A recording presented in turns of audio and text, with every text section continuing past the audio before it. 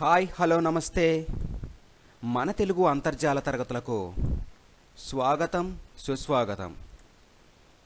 ఈరోజు మీకు ఈ వీడియోలో క మరియు ఖ గుణంతముల గురించి చెప్పబోతున్నాను. శ్రద్ధగా విని నేర్చుకోండి, సరేనా? ముందుగా క గుణంతం గురించి చెప్పబోతున్నాను, వినండి. కాగుణంతం నేర్చుకునే ముందు ఇప్పటి వరకు మన తెలుగు అంతర్జాల తరగతులు అనే మన ఈ ఛానల్ని సబ్స్క్రైబ్ చేసుకోకపోతే ప్రతి ఒక్కరు తప్పనిసరిగా సబ్స్క్రైబ్ చేసుకొని ఒక లైక్ చేసి కామెంట్ చేసి కొద్దిమందికి షేర్ చేసి నాకు సపోర్ట్ ఇవ్వండి, సరేనా?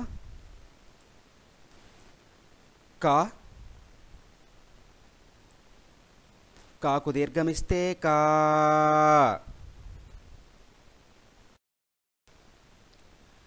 కాకు గుడిస్తే కి, కాకు గుడి దీర్ఘమిస్తే కీ,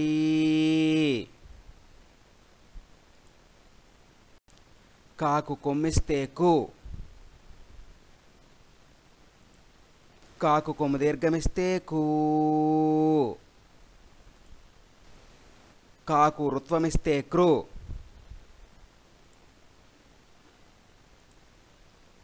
కాకు రుత్వ దీర్ఘమిస్తే క్రూ,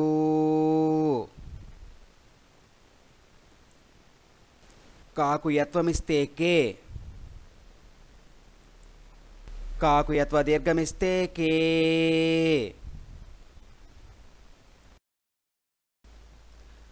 కాకు ఐత్వమిస్తే కై, కాకు వత్వమిస్తే కో, కాకు వత్వ దీర్ఘమిస్తే కో,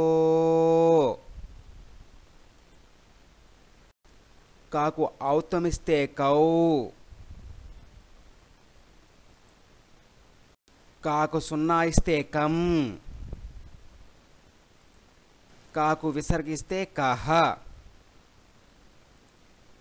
తరువాత ఖాగుణంతము. ఖ, ఖాకు దీర్ఘమిస్తే ఖా, ఖాకు గుడిస్తే ఖి, ఖాకు గుడి దీర్ఘమిస్తే ఖీ,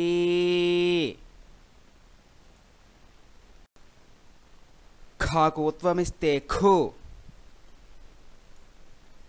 ఖాకు ఉత్వ దీర్ఘమిస్తే ఖూ, ఖాకు రుత్వమిస్తే ఖృ, ఖాకు రుత్వ దీర్ఘమిస్తే ఖృ,